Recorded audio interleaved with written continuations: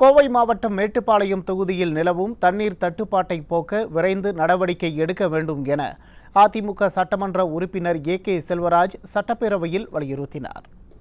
மேட்டுப்பாளையம் சட்டமன்ற தொகுதிக்குட்பட்ட கூடலூர் நகராட்சி நம்பர் 4 வீரவாண்டி புளிச்சி ஆகிய பகுதிகளுக்கு பில்லூர் 1வது குடிநீர் திட்டத்தின் மூலமாக தற்சமயம் குடிநீர் வழங்கப்படுகிறது. இது போதுமானதாக இல்லை. கோவை மாநகருக்கு மாண்புமிகு நம்முடைய முன்னாள் முதலமைச்சர் எடப்பாடியார் ஆட்சி காலத்தில் 3வது குடிநீர் திட்டம் நிதி ஒதுக்கீடப்பட்டு தற்சமயம் செயல்பாட்டில் இருக்கிறது.